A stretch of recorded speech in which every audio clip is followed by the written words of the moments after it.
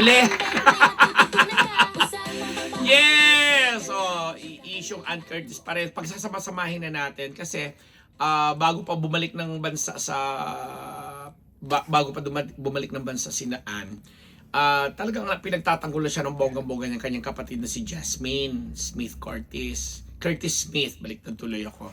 In fact, kinall out pa nga niya ang dalawang award-winning journalist ng TV5, yung isang parang online, basta may news program na hinuhos itong sina Ed Lingaw at saka si Manuel Mogato, isang award-winning, pareho silang award-winning, pero si Manuel Mogato social ano siya, 2018 ba?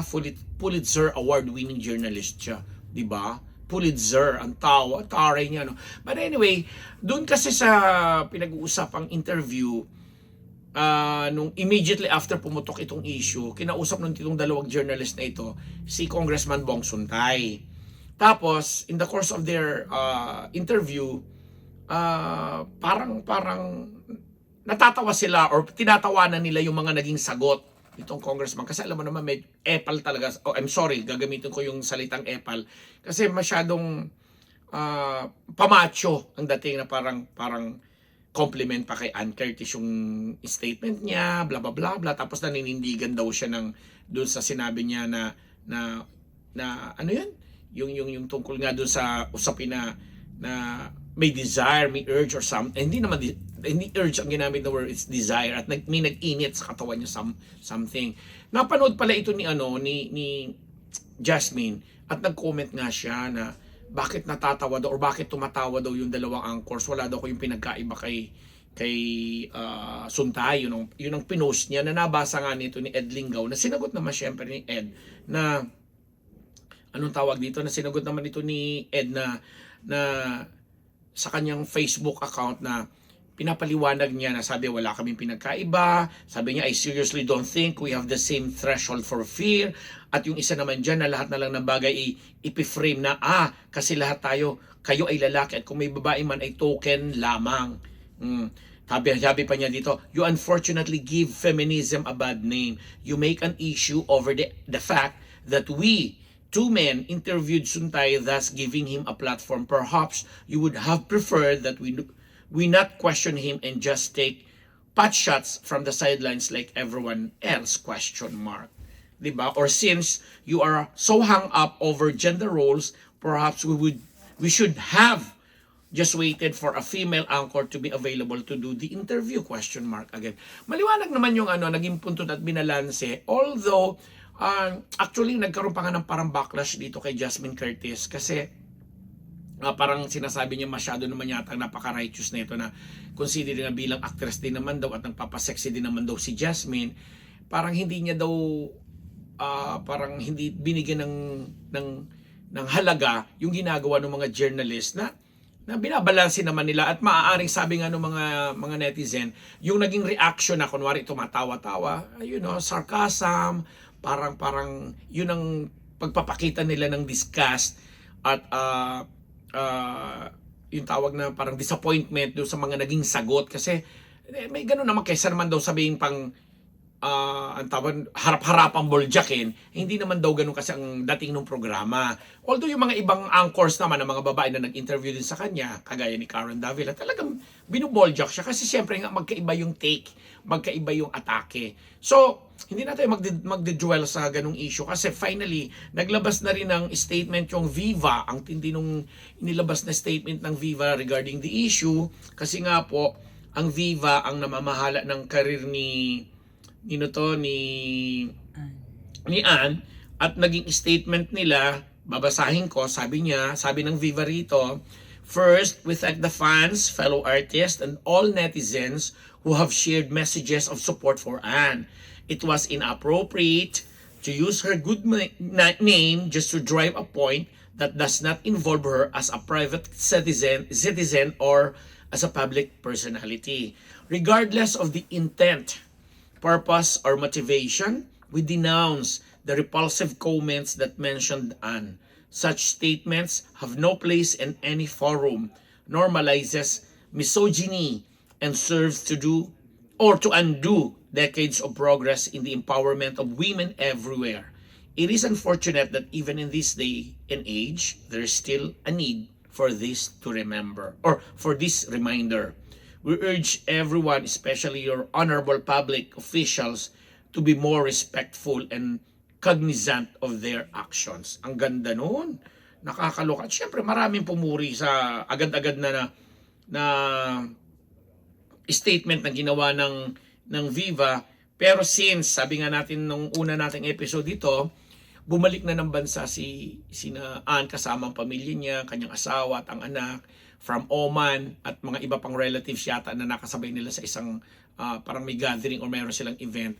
At ligtas naman dahil nga sa medyo abnormal ang kalakaran ngayon sa mga international international air mga flights ng international kasi sa nangyayaring giyera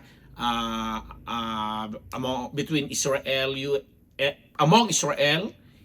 between Israel and US, magkasamang Israel at US laban sa Iran na among between. But anyway, dahil nga doon, syempre pag nandun ka, nasa ibang bansa ka, yung mga vice mayor yata na nasa Dubai ba, hindi ko alam kung nakabalik na sila. Although hindi official ang kanilang function doon, pero ang dami, in this time of uncertainty. Ako nga, gas lang nagrereklamo na, no? Dahil apektado na naman tayo sa sobrang mahal-mahal na mga tax. But anyway, bumalik na si Ann at matinding yung kanilang statement na for sure na kinonsulta niya sa kanyang legal team. At babasahin natin ang gist noon, sasabihin nila, sabi dito ni Ann, "It took me a while to speak up.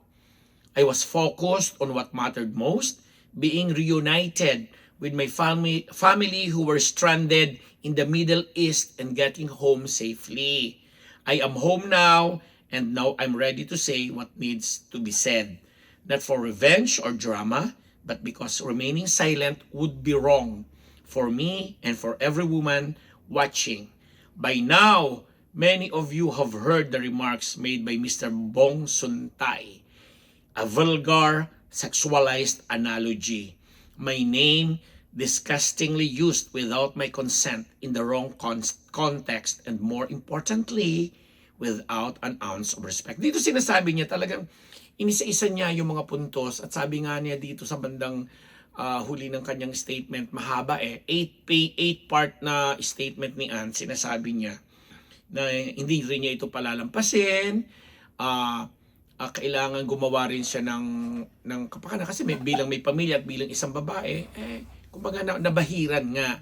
Tapos tinatanggap din niya yung naging apology nung asawa ni Miss Sheila Guevara na walang suntay. Nung nilabas yun ni Sheila Guevara Suntay, supposedly ito po yung asawa ni Congressman Bong Suntay, hindi niya ginamit yung suntay. Hindi na, sabi nga ng mga netizen, baka nahihiya or baka naman daw naghiwalay na. At nakiusap nga si Mrs. Guevara Suntay na wag idamay yung kanilang mga anak kasi hindi naman talaga sila kasali sa issue. And tinanggap naman yun ni Ann. Sabi niya tinatanggap niya yung apology nung asawa ni Congressman Suntay. At tama din man yung sinasabi na wag silang idadamay kasi hindi nga sila naging although masyadong naging issue nga na para sa isang public servant, parang masyadong bastos o masyadong out of this world ang kanyang example na ginamit base na nga lang dun sa hearing na ginagawa patungkol sa impeachment kay VP Sara. Pero sa ibang dako naman, may mga nagsasabi naman talaga, which ako naniniwala din ako at nag-a-approve din or nag-a-agree na talaga nagkamali si Suntay dahil unang-una public figure siya, official siyang hinalal. Pangalawa, ginamit niya yung paghahalimbawa at pagdrag ng pangalan ni Ann sa isang forum na hindi naman talaga dapat sinasali. Pero yung sinasabi ng mga kalalakihan at iba kahit ibang mga kababaihan na normal naman talagang pinag-uusapan niya. But sabi natin, sa inuman ng mga magkakaibigan, sa kwentuhan ng mga magkakaibigan, magkakasama, nangyayari yan na talaga namang lahat tayo, pag may nagugustuhan, mapababae, mapalalaki, mapabading, mapatomboy, nagpa-fantasize may desire na sinasabi. Yung mga ginamit na salita doon ni Suntay, talaga nangyayari yun sa mga among friends or between friends. But bilang public official ka nga, mali yung venue, mali yung timing, at mali na ginamit mo ang pangalan ng isang public figure na hindi naman kasali dapat sa usapin. Doon nga parang binalik natin doon sa isyung may mga private moments na nagbebembangan yung mga taong alam mo yon, may gustong ilabas sa kanilang mga physical na needs, pero ni-record patago, 'di ba? Tapos binulgar pa, tapos i-distribute pa, ikinalat pa. 'Yun ang mali, 'di ba? So hindi tayo dito para kailangan balansehin natin ang mga bagay-bagay kasi yung mga iba sinasabi nila masyadong bias yung society, masyadong double standard, which is true. Kasi nga ang tinitingnan lang lagi ng mga tao at laging sinasakyan ng mga issue ng mga yung gustong nagpapakamoral diyan or what na kasi yun ang recent na pinag-uusapan, pero sadyang kinakalimutan natin yung mga kagayang usapin na alam mo yon na involved si ganitong personalidad, na involved sa ganito. But then again, sabi nga natin, dapat nasa tamang forum, nasa tamang venue, nasa tamang audience, at higit sa lahat, hindi ginagawang publiko ang mga ganong statement kasi lahat naman tayo nagkakamali, lahat tayo may mga nagmumura tayo or what. Para sinabi na natin, simple na lang pagmumura, yung pare hindi natin may expect na during his homily, ibibigay niyang example or nagmumura siya doon, although may mga ibang paring gumaganon. Kaya minsan, doon sinusukat yung moral ng isang tao, yung usapin tungkol sa pagiging mabuti ba niya, mabait ba siya, honest ba siya, decente ba siya or what. May mga ganun eh. But then again, nasa isang lipunan po tayo na pinag-uusapan ng mga ganitong bagay, lalo ngayon nasa social media, lahat na lang pwedeng ilabas, lahat na lang pwedeng magsalita. Pero konting ingat, yung ingat at magkaroon tayo ng accountability sa kung ano man lumalabas sa ating mga bibig. Gaya dito sa Unbearable Channel. Kami, tinatanggap namin pag nagkakamali kami. Humihingi kami ng dispensa pag meron kaming nasasagasaan. Pero din kami, yung may mga tao rin naman na dapat ginagana, balance lang. You know, give and take. Pero sa mga usapin na involved ang ano tawag dito, involved ang mga personalidad o mga public na tao at tapos nakasalalay yung alam mo yung kapakanan o interest ng mas marami, ay siguro naman mas pinoprotektahan din dapat natin yung mga ganung bagay. O diba? On that note, maraming salamat sa mga sponsors na katatlo kami sa Unbearable Channel.